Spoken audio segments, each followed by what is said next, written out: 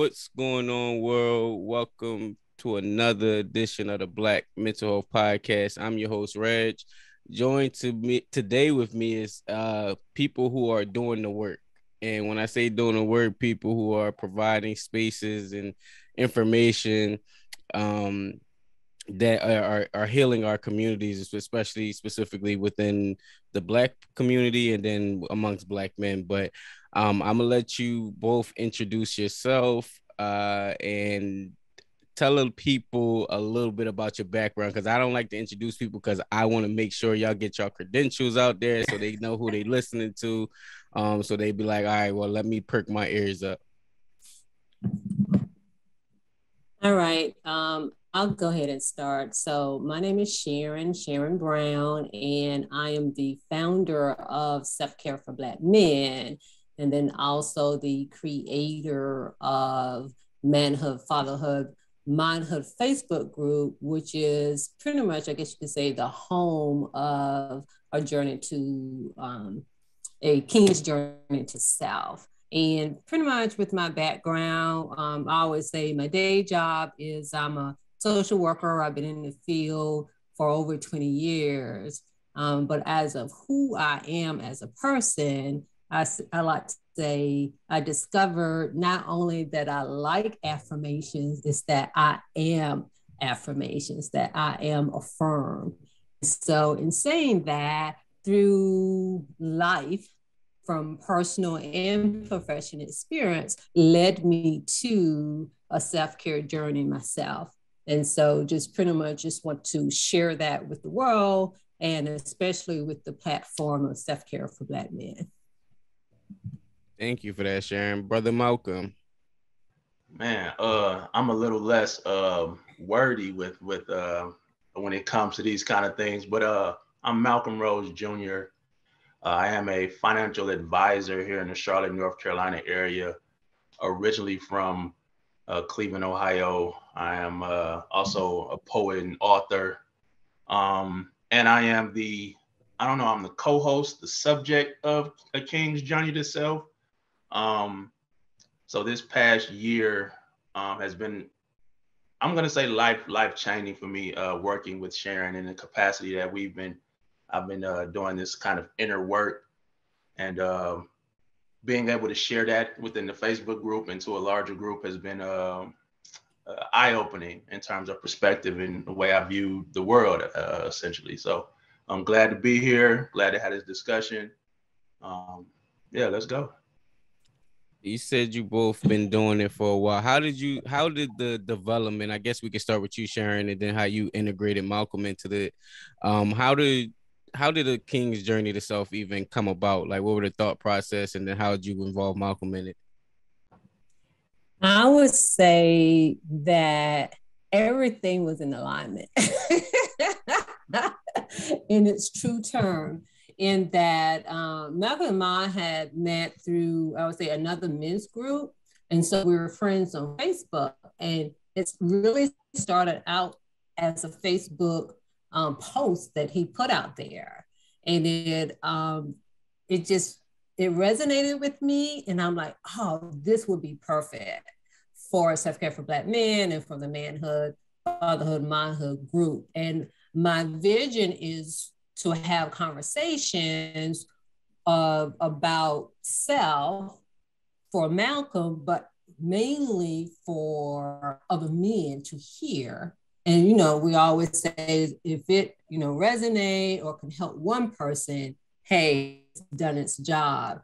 But Malcolm will, as we continue the conversation, you will see how the conversations really transform him.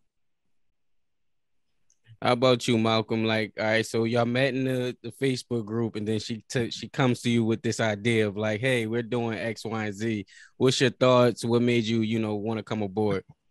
So originally I didn't want to do it. I was very reluctant to share.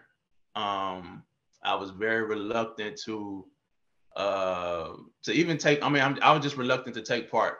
So it took me a little while to get on board, but Sharon was persistent.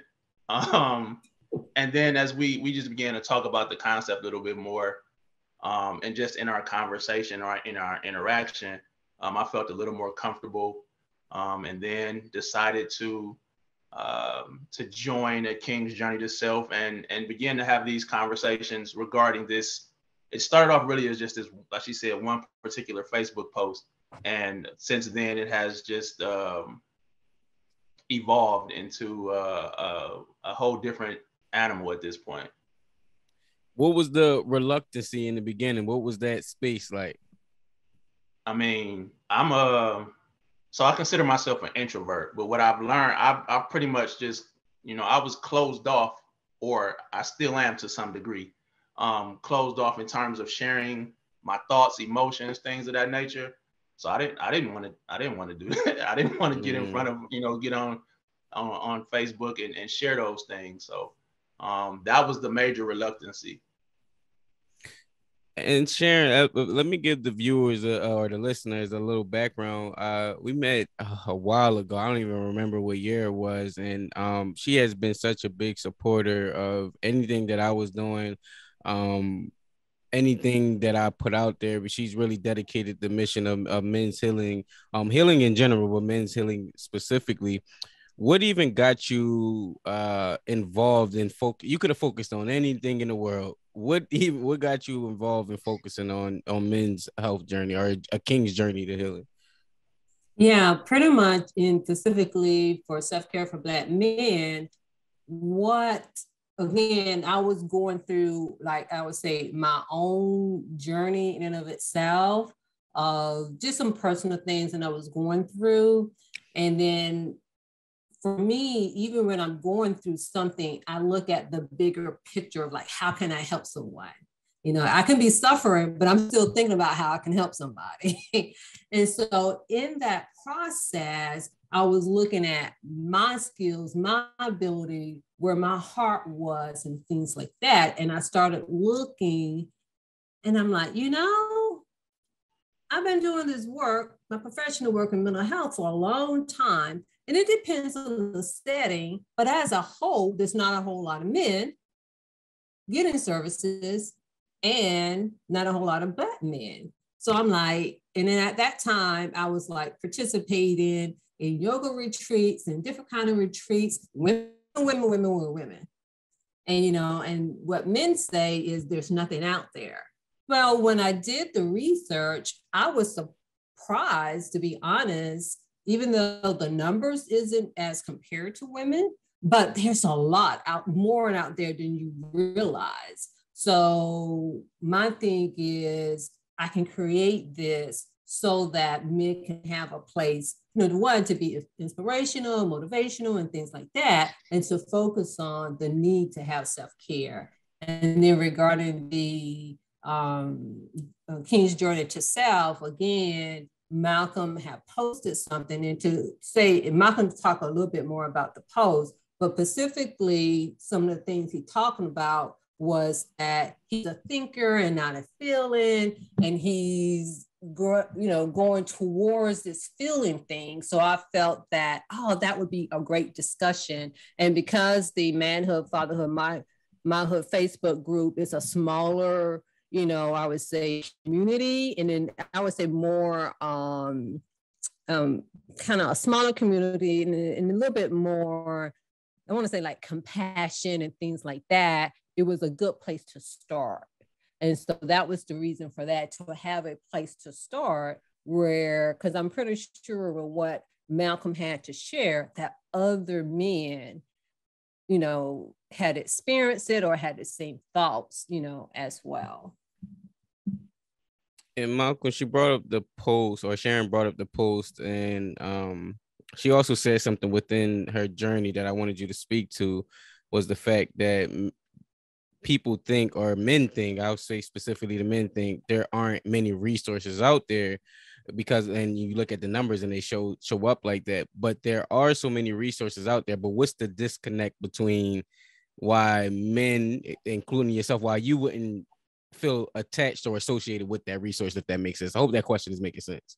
No, it makes sense. In regards to that, I think that I think it comes from the way that we kind of maybe were brought up. When it comes to expressing yourself, expressing vulnerability, expressing emotions, with the exception of maybe some negative emotions, it wasn't necessarily acceptable for a lot of us. So when it comes, I think we're all as men looking for that safe space, that peace, but we don't necessarily actively look for it because we are thinking in this vacuum is if I'm the only one who's actually out here being vulnerable. I'm the only one who might be feeling the way that I feel. I'm the only one who who has these thoughts. And I think that is like the barrier there when it comes to us as men finding these resources and actually utilizing them. I think that upbringing and the fact that we have this mindset of I'm alone in this fight is that hindrance. I mean, in regards to the post, it was really, to be honest, I don't know what made me post that on that day. And as she said, it was me expressing the fact that I had always been a thinker, so to speak, right? And I was kind of detached from emotion, didn't feel or didn't express what I would be feeling. But I also mentioned in that post that in order for me to actually live this life to the fullest, I need to find some type of balance between that thinker and that emotion aspect. And that kind of was the premise of the post. Just me feeling like being so far left had left some experiences that I have missed out on, or just me being able to once again just be the best person that I could be. I couldn't do that if I was just on this one side of the fence. No, that's beautiful. And I wanted to ask Sharon about that in regards to being the best self that you can be, the best person you could be. I know you have a lot of tools in your tool belt to help people get there. One of the two of them actually. I guess I had this as two different questions, but we can answer them both. What talk about the importance of like yoga and healing? Yeah. One thing that I've started saying is that with yoga, and I know you mentioned yoga, but I'm going to also mention personal training. But personal training really helped me put it in more perspective and to be able to explain it to people better. Is that it is a safe and gentle way to resilience. Mm-hmm.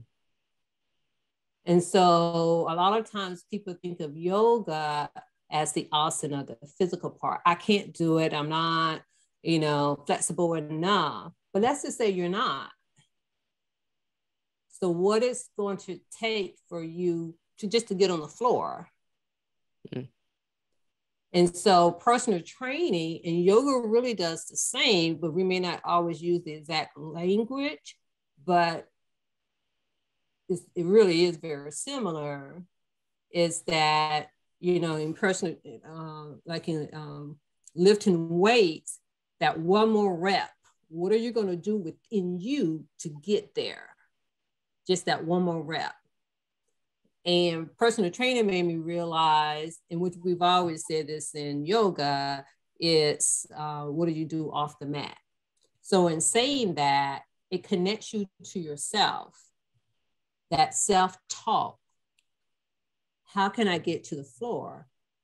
So if today I can't even bend, but if I can focus, just imagine myself bending, that helps.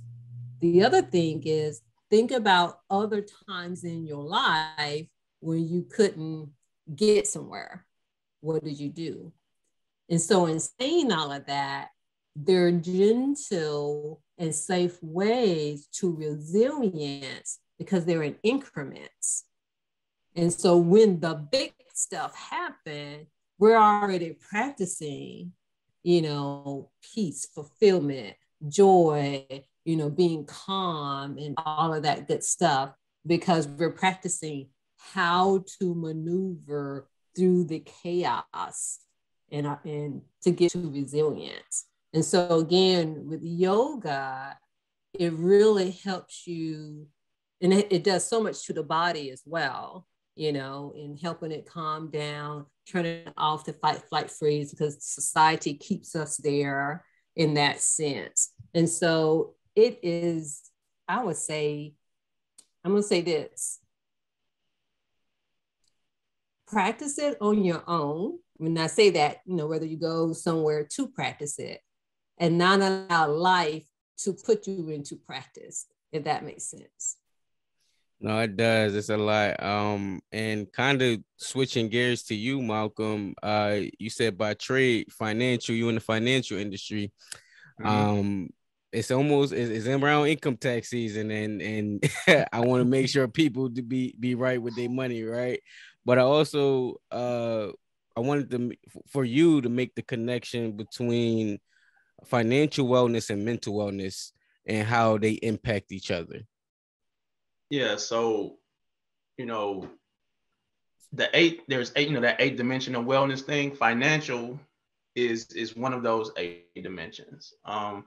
And when someone is having, if you're already in a situation where you might be a bit stressed, whether that's from work or just life in general, and then you have the added stressors of these financial worries, that just exacerbates whatever you're feeling. And it just can send you into, and that's going to affect, you know, everything else is going to affect your environment, your social life, your health. So being able to, at the very least, have an idea of what you're doing financially and how that affects the other aspects of your life. Because let's be honest, money is just a tool, right? It is a tool. And when we start to look at it that way, it isn't as important as we put so much importance on that idea of money. But it is just a tool. It is a tool that you can use to change your environment or change your social status or whatever it is that you may want to do. But the lack of ability to properly utilize that tool can exacerbate any other mental aspect and physical aspects that you have going on. So in that, it is very important to have a handle on your finances, as well as your social life, as well as your environment, as well as your health, as well as your, your job or your career. Those all are part of that holistic healing. They all connect, they all intertwine. So they're all needed when it comes to this healing journey. And Sharon always speaks about holistic healing. It's not just therapy. It's what you're doing outside of therapy. It's not just being able to stay within your budget. It's also making sure that you're in the correct environments to heal. So all of these things intertwine with one another. I'm gonna come back to that, but I want to get Sharon in connecting the two. So sometimes I know you're big on meditation, right? And some people, some brothers, some we come from a community where it's not always conducive for you to meditate in that environment. And when I say it's conducive, like if all the noise is around you, like you got outside stuff happening, you got family drama that's in the room up next to you, it's not a conductive space for healing. How do you practice meditation in an environment that doesn't, allow for it almost? Actually, that's the whole purpose of it.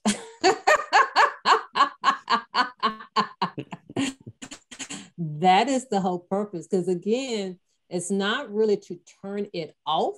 It's so that you can go within yourself and find that space. And it's the space where you will no longer really hear it. And again, I always tell people too, like outside of you being physically harmed, you can do it. Like, even though somebody can be in the next room or in the corner yelling and screaming, as long as they're not yelling and screaming at you, if it's somebody else, you can do it. And kind of going back when we were talking about yoga, like yoga has several dimensions as well. And meditation is one of it. Like most people are accustomed to the asana, the poses, but the meditation piece is part of it. So in saying that, and when you are sitting in silence, it allows you to, again, turn off that fight, flight, freeze, so that you're not activated or triggered by the noise, by your environment, and you get to a place where you can have these downloads of what to do next, or to have clarity regarding things like what your plan is. And one thing that I want to say and make clear, especially by me doing this work with Black men, for Black men, is that for those individuals that I follow, that I've read about, they all have some type of practice. So I tell people there's no way around it. Again, kind of like what I said before, do not allow life to put you there, to sit you there. Let's start doing it now. You say, oh, I can't. Start off for a minute. And Malcom, he can talk about his experience with meditation. But yeah, start off with it, because it is the only way to have a fully lived life and to manage the chaos in the world. Well, she teed it up for you, Malcom. How was your experiments with meditation? So when I first started trying to meditate, I had this idea that I wasn't good at it. I couldn't sit still. I couldn't sit with myself for 2-3 minutes at a time.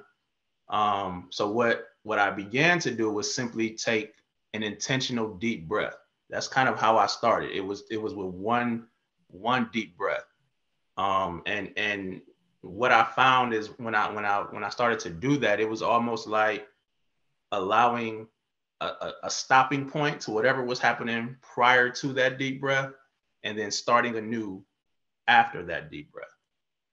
So when people think about meditation, I think there is a lot of misconceptions about what it is. Like, you're supposed to turn your brain off. There's no way to turn your brain off. You're supposed to be able to just ignore everything around you, things of that nature. And what I found is, for me, it just, as Sharon said, it just allows me to go within myself when there is chaos around me, when there's noise, when there is just things going on. And during our talks, I talked about how I felt like when I first started meditating, I would have all these thoughts, and they weren't necessarily the most positive thoughts. So I came to a conclusion that I didn't like me. I didn't like myself enough to sit with myself for 10 minutes. Like, that 10 minutes was torturous, because the thoughts that were going through my head, I didn't like. And as I've progressed in my practice, I've gotten a lot better. I think I like myself a little bit more now. And I'm able to, I have a better understanding of how meditation has helped me. And I didn't realize that until I went a couple days without meditating. Attitude was different. I was cranky, things of that nature. And I'm like, wait a minute, what's happened? And it was the fact that I had not taken that 10 to 15 minute period at the beginning of my day to sit with myself. And in our talks, I mean, there was one particular talk, I don't know what happened, but I was fanboying over meditation.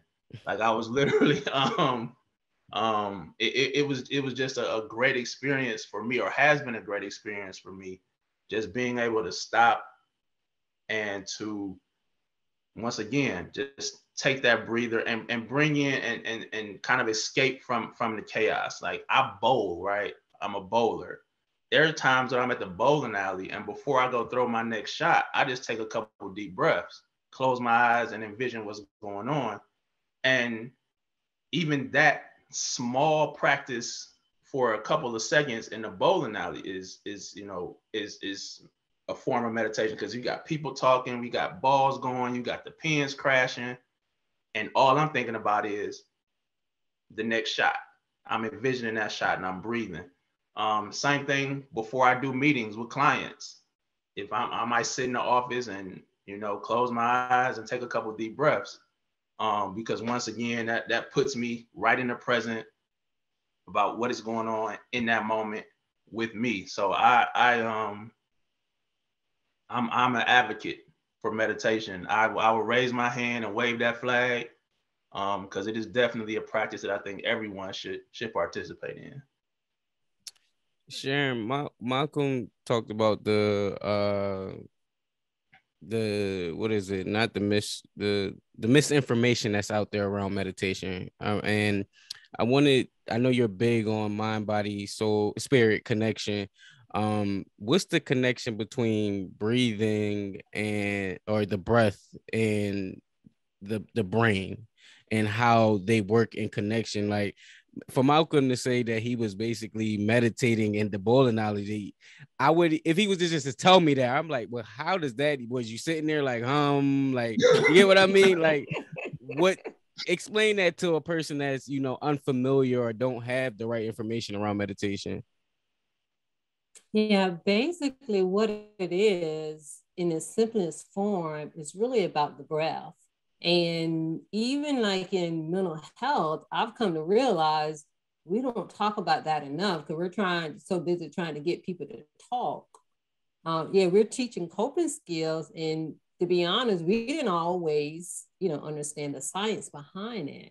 But what it is that in breathing, kind of going back to what I was saying about the fight, flight, freeze, it turns it off, that sympathetic nervous system. It turns it off and kind of go into the parasympathetic nervous system. So, and the other piece of that is that the breath slows everything down, but it gives you that space. And that's all we need is a pause, just a space, just to say, where I am, what am I doing? Again, like Malcolm said, to put you in that present moment. So everything, we hear the word to say everything is connected. It really is. And this is why it's so important for everyone to take time with themselves. And Malcolm, beautifully kind of explained what the mind goes through, especially in the early stages of that, because stuff does come up and you may not like yourself so much. But yeah, the breath, I mean, it's just so important, and it's training yourself to be in that state, because that's where we are anyway. We're, as humans, we're pretty much are programmed to be at peace. Oh, I love that. Y'all dropped in so many gems for the titles. I'm like, I thought the title was gonna be the King's Journey, but it's gonna be so many titles. Go ahead, Malcolm. Say what you was gonna say, man. I read a quote that says something like meditation is like the bench press for the brain. And an testament to that is, increased focus, able to concentrate. Like, all of those things are because of being able to sit with yourself and meditate. And we breathe every day, obviously, because we're alive, but we don't intentionally breathe. Mm-hmm. And taking that time, that short period of time to intentionally breathe, it is like I said, it is literally life changing. I did meditate 2 days ago, and so by the end of the day, once I'm like, I had a bad day, right? A bad day. And I'm sitting there, and once again, I'm sitting and I'm thinking, like, why is this? Why do I feel rushed? Why do I feel like I'm kind of moving at 100 miles an hour? Because I didn't take any time for myself. Mm. I didn't take that short period. It could just, once again, it could just be that one deep breath. That can be all you need, but it's important to take that, and now it's something, when work is done. I had a bad habit of working after work. When work is done, let's take that breath. Let's stop work and let's move into the rest of our day. And that has, and it's just a beautiful thing. Sharon, I wanted to come back to you and make sure that we didn't forget anything, or not forget. You already explained it. I just wanted to make sure we hear that clearly. you said the science behind mental health. And I think a lot of people are having this conversation, but they're not talking about the science behind it. Is there anything you wanted to add into that, equation almost about the science of mental health? Yeah, the science of meditation. Mm-hmm. Yeah, pretty much when it comes to now, the science of meditation, it wasn't always there before, but now, I mean, I can't name it right offhand because I don't remember them all, but there are studies on top of studies on top of studies that shows the benefits of meditation, and not only like what it does to the brain. Because one time it used to be the thought that once we get a certain age, we have no more, let's say, brain cells. But now we know that that's not true. Whereas now you can literally train yourself in a certain way through meditation. It's like the repetition. That's really what it is. And so, I mean, yeah, some people, need the science behind it. But the thing is, to be honest, we've kind of always done it. We just didn't know what it was. Mm. It's kind of like if, as a kid, someone gets really excited about something, we call it excitement, but it's still activating, the central nervous system. And we say, oh, well, calm down. Go ahead and we do tell people to take some deep breaths. You know what I mean? And so a lot of these things, we've done it naturally, just not realizing that's what it was, or that's what we call it. But yeah, there's lots of research out there. And one thing to remember too is that, I mean, some people may say something different, but for the most part, again, it's a gentle way of taking care of yourself. It's a gentle way. Now, not to say, especially when it comes to healing, there's work to be done, meaning that hurt may not always be pleasant in and of itself. But again, when it comes to meditation, there's so many benefits to it as compared, I want to say, to almost anything else, because life will make you do it anyway, because we do it in some form, but it's just that because of the way society has of always moving, our first instinct, and we're resistant to it. So part of it does come to training. But yeah, there's lots of research out there to support the benefits of it.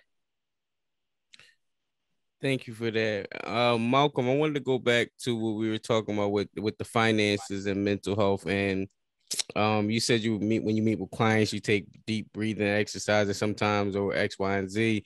But how do you get now? You are in two mindsets right now. You are being vulnerable, you're sharing your story, but you also know the importance of finances, right? Mm-hmm. How can I focus on money when I got all this other stuff going on? Like, I gotta rob Peter to pay Paul. Like, I gotta do all of this X, Y, and Z to make sure I can sustain. So I don't got time to breathe. I don't got time to do this because I'm so focused on that. How do you get clients past that, or get them to see the bigger picture, long-term strategy wise? Well, I think what most people don't understand is that we're more emotionally attached to money than we lead on. So what I try to do is make it about the client first, always, right? So it's about, what is it that you want to do? How do you see yourself in 3 years? In 3 years, what does success look like to you? In 1 year, what does success look like to you? Now, for example, I was speaking with a client last week, and she mentioned wanting to buy a home. So then we go into this practice of, I need you to describe that home. I need you to describe everything about it. I need to know the bedrooms, the bathrooms, how many garages. Tell me what the kitchen looks like. So now, as you're picturing this home, there's something going on inside of you. Emotionally, there's something going on inside of you. It's the same as like we used to have to write a check, right? There were times where people put stuff on a piece of paper and gave it to somebody, and that's how they kind of exchanged money, right? But there's something about that emotion of writing those numbers on that check. it's different than just swiping a card. So I want to connect their goals to an emotion. Once I'm able to do that, once we're able to accomplish that, everything else literally just starts to fall in line. If they can emotionally connect to their financial goals, everything else kind of falls in line. And we can start to talk about the importance of cash flow management or a budget. We can start to talk about how delayed gratification plays a part in your financial wellness. We can start to talk about the relieving of stress when it comes to robbing Peter to pay Paul, because now we are developing a plan, and if we follow this plan, it might not be pretty at the beginning, but as we move through the plan and we move through these implementation of things, as time goes on, things will get better. I think I try to equate that to something. We can equate it to meditation. We can equate it to working out. When you first start working out, you might feel like you're the weakest, slowest, least athletic person in the gym. But with that repetitive, when you continue to do that, you continue to condition yourself. You feel stronger, you feel faster, you feel more athletic. Same thing with yoga or meditation. Finances is no different. You have to, it's a mindset first. And I like to attach an emotion. And then we begin to actually do, actually put a plan out there and actually implement that plan. So it's especially in the Black community, because it's a struggle sometimes to one. Sometimes it's hard to even get the goal out. I don't know what success looks like. I don't know what, and so part of what I do is I'm gonna continue pressing that button. I'm gonna continue asking you these questions that you may not have ever been asked before. And as you start to think about these things, it begins to shape what we need to do and how we need to move forward. Man, that was so well put. I'm gonna toss it back to you, Sharon, and ask you something that I don't want to say I've been struggling with, but redefining. And it's the term gentleman. And with like, we hear it and it's like, you need to be a gentleman, or we hear it, but I don't think we really understand it too as a society. And the other part of it, that's what I'm struggling with, almost, where and struggling in the sense of I'm trying to debunk all of the toxic masculinity and get all of that out of what it means to be a man. And so they almost sound conflicting beliefs in a sense where it's like, I'm a man, but I'm a gentle person. Like, and they almost seem like they're fighting against one another. Can you talk about like that and like the term gentleman? And Malcom, I'm swinging it back to you too. I want to hear your response to that as well. So you can think of your answer while Sharon, go ahead. That is a very good question. I'm not sure I've ever really thought about it in that sense. So what comes to my mind is, I would say this: men versus boys. So sometimes there are some boys who may be in men bodies. So therefore, meaning with that mindset, they would not embrace or know what being a gentleman is. So I would say it's the mindset. So as a person evolves, then they can become a gentleman. And then it's kind of like, well, what's the definition of a gentleman? And I would say in general, someone who can pretty much, embrace who they are as a man, their vulnerability, they're able to express, and to be able to grow and shift, So I would say when it comes to that, it's probably more so of a mindset, because again, there are lots of, when I'm saying lots, but some individuals, some who may be in the body, you know, but may not have the mindset. Mm. Yeah. For a person that didn't have an answer, you gave a really good. How about you, brother Malcolm? Man, like she said, I never really kind of looked at it from that perspective, but I think that masculinity in itself is rooted in ego. Mm. You know, in this kind of superiority, inferiority relationship. You know, from my experience, you know, when I was younger, it's, you know, what a man does. You know, it was always rooted in not being emotional, vulnerable, being strong, being able to do something physical. Um, but I think that that is almost um, the opposite of what a man is. I think that I read it in this book called the Magic of Manifestation. It talked about ego suppression, and I think that being able to be vulnerable is extremely masculine, extremely powerful, extremely strong. I think being able to show emotion, to be gentle when needed is masculine, is strong. So um, we have this society where we label one another, or we label certain activities. Um, but I don't like that term toxic masculinity. I don't know if I ever really understood what toxic masculinity was. Um, I think as men, we have certain thoughts and processes about how we should act, and then we also don't realize our entitlement as a man. Mm. Um, so for me, masculinity, or as I'm moving towards, I guess, um, my definition of masculinity, it definitely involves love and emotions and vulnerability, because I think a healed black man is the best thing smoking. So Mm. No, I like that. I like both of your answers, by the way. That's just my little internal struggle with that.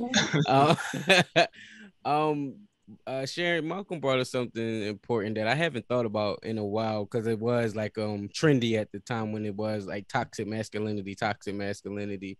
What, as a woman, what comes to mind when you think of toxic masculinity, and then how do you define it, I guess, on your end?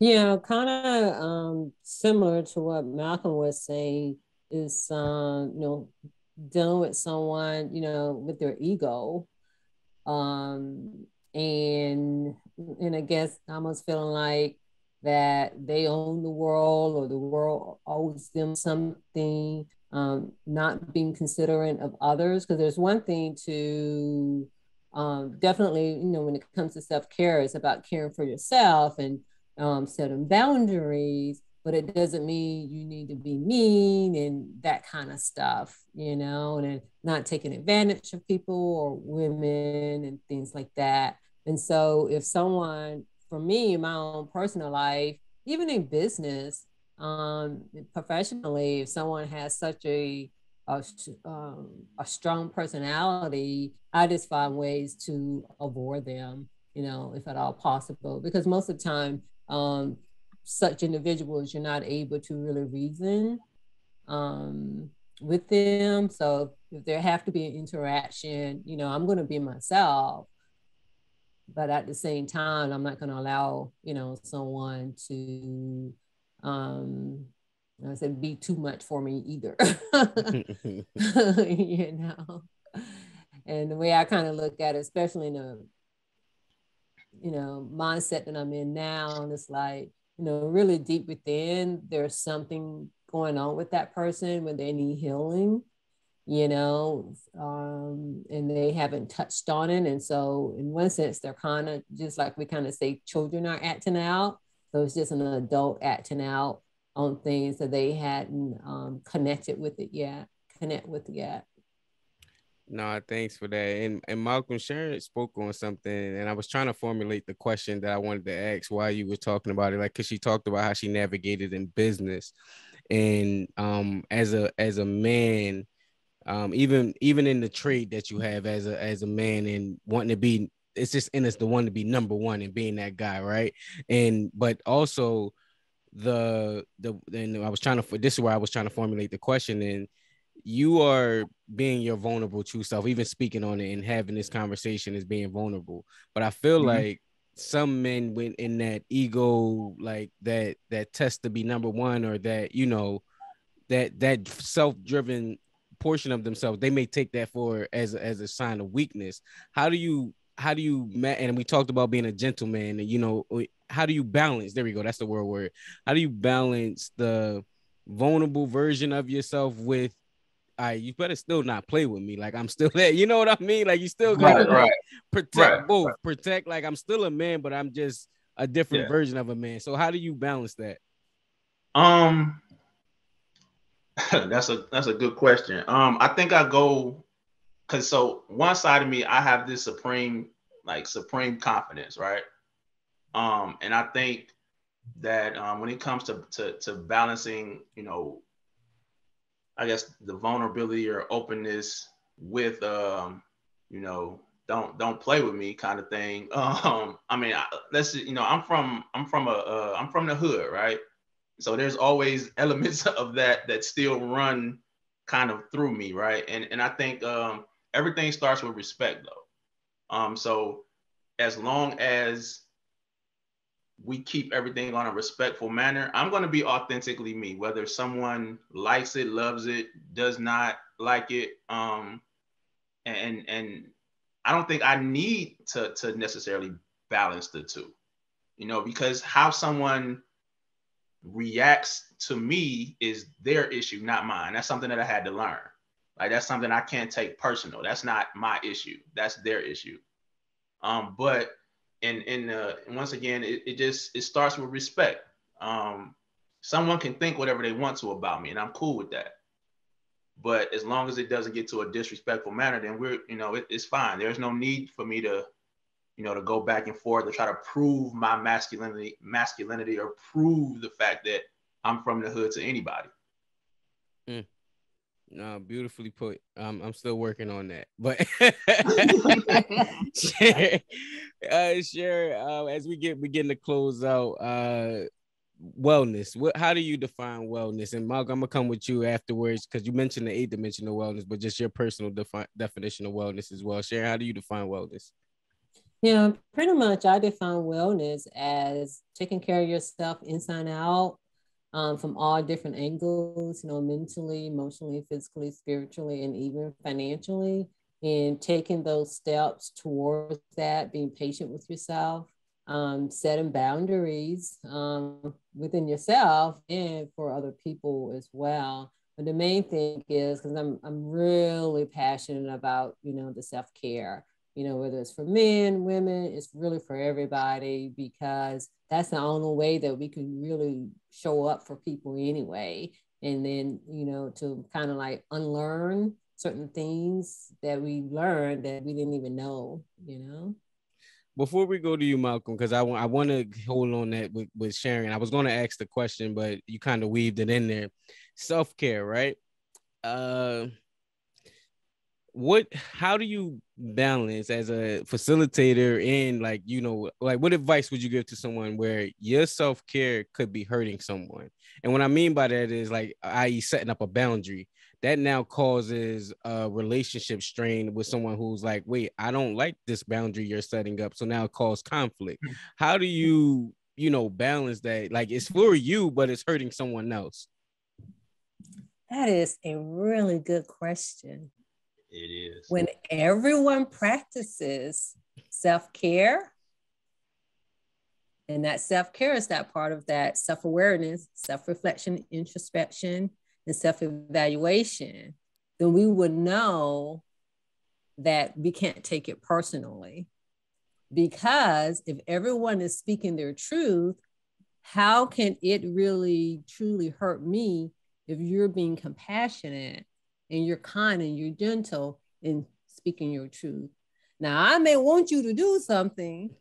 So that means I need to work on accepting no. It's not a rejection. Because when I tell someone no or tell you no, I want you to honor that. So self-care is like honoring others as we're honoring ourselves. So if everyone is working on their own self-care, then there really won't be any conflict. Because even with the example you just said, don't get me wrong, because I'm human. You know, somebody can be saying something, Sharon, I don't like it when you, I'm like, well, what do you mean? Da, da, da, da, da, da, da. It's two-part. Sometimes it can be their personal preference, but then at the same time, I need to be able to hear to say, where do I need to change something? Is there a lesson in there for me? But then at the same time, it just could be them, but just to be able to receive it, because that's the big piece too. But we can't just be dishing it out. We need to be able to be in a place to receive. So that's what, that self-care when it comes to other people. That's why it's so important for everyone to do it. So we won't take things personal and we can work through what's our own, because the things that trigger us is deep within us. It is most of the time stuff that just need to be released, or we may need to nurture ourselves. Malcom, you can go with wellness or self-care. What's your version and definition of both? For wellness, for me, is harmony, gratitude, and responsibility. There we all have different aspects of our lives that we deal with, that we have to confront, that we have to navigate. And wellness is being able to navigate those things in harmony, to not be too far to the left here, too far to the right there. The word balance, I always struggle with that word, because I don't think anything is going to be equally balanced. There's going to be sacrifice in some areas. So I like using the word harmony. So being able to, take care of your environment, but still be, set your boundaries, but still have some semblance of a social life, things of that nature. Gratitude. I think first you got to have gratitude for yourself. You have to, forgive yourself, be gracious for where you are today, and what you have come from, and then responsibility. I think it is our responsibility for our own self. That was something that I had to learn the hard way, I guess. We can always talk about what someone else did, someone else's actions, but we don't necessarily talk about our response to that action and how we're responsible for that response. So we're responsible for how we begin to heal from that action. So wellness is a combination of harmony, gratitude, and responsibility. Self-care, Sharon touched on it, unlearning and relearning. I think we've been kind of conditioned to be a certain way. We've been conditioned to, I was conditioned to not talk about my feelings. We're conditioned to always be in the rat race. We're not conditioned to take time for self. We're not conditioned to take 10 minutes to meditate. We're not conditioned to get a personal trainer and take care of our health. We're not conditioned to say I can't do this. I'm gonna close my door and read this book. So self-care is more about knowledge of self, learning who you are, unlearning those bad habits, unlearning those negative mechanisms that you may have in your life, and learning some productive mechanisms that you can use to cope, use to heal, use to better yourself. Beautiful answers. I don't know if y'all can top that, but I'm gonna give it to y'all anyway. Is there any final words that you want to leave the people with, Sharon? I would just like for Malcom just to talk a little, just to give them a little piece of how a King's Journey to Self transformed him. That would be my last piece. Malcom, take it away, brother. Put me on the spot here, huh? So as I said, I was very reluctant to even to begin this journey to self, right? And what I found from doing this self work and by having these sometimes uncomfortable conversations with Sharon on Facebook Live for the group to hear was how it's transformed me. I'll say is I've forgiven myself or began to forgive myself for a lot of things, giving myself some grace. And sometimes when we have our discussions, one of us will say a word, usually Sharon, but sometimes me, and this word will kind of start this free thinking process, or this process of kind of these different thoughts that kind of go through my head. And a couple of those words that kind of stand out, assignment was a big one because of my growing up. You know, my parents weren't weren't the best parents. We'll just put it that way. They didn't know what they was doing at the time. And we were having a discussion regarding that, and the word assignment kind of came into play, and it changed my perspective in regards to parenting in general, and what possibly my parents could have been going through. But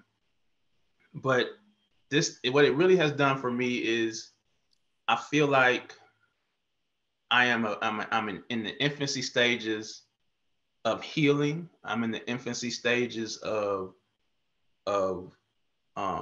relearning some things, reparenting myself, and this is all from these I want to say vast majority from the conversations that we've been having. One of the best compliments that I've received. I was speaking with someone who I hadn't spoke with in quite some time, and she's like, "Malcom, you're different." And I didn't think I was any different, but it was obvious to her that something in me had changed. And not to say that I needed that validation to keep going, but it was great to hear. And then Sharon and I, when we have these interactions, and sometimes she's like, I can see, this change in you. Mm-hmm. And it's kind of like, I don't necessarily see that change, but obviously the energy that is now coming from me, I wasn't a big law of attraction guy. Like, I didn't think that I just say I didn't buy into this law of attraction thing, right? But me being intentional has given me opportunities. Today was an opportunity that without me, doing this self-work, I wouldn't have had. I wouldn't be talking to you, Reginald. I wouldn't, Sharon and I may not have had the discussions that we've had. And there have been plenty other things that have happened that I don't think would have if I wouldn't have been intentional about doing the self-work. So that's what a King's Journey to Self has done for me up to this point. Beautifully put. and I just want to point out too is that with a King's Journey to Self, it is organic, authentic conversation. Even though by like I say, trade, I'm a mental health professional. None of that is there. It is just two people having a conversation. So I just want to point that out, just the importance of especially men and Black men have conversations And as Malcolm described, is how it transformed him. Yeah, you have to it's as black men we'll get together, we'll talk about a bunch of surface level stuff. We're gonna talk about sports, we're gonna talk about what happened to so and so, but being able to in a safe space to be able to be you, be vulnerable, and understand that that you're not the only person, like you're not alone. That's a powerful situation.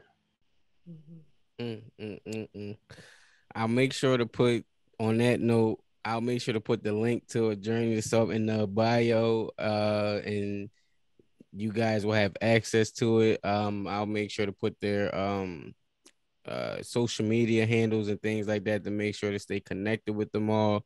And please go subscribe, man. Share Malcolm's journey, share Sharon's journey, share this information with someone because they need it. And we share everything else. Why don't we just share some healing? And please remember that this platform has not been about being a replacement to therapy. It's an alternative place where people share therapeutic stories. Thank you for listening.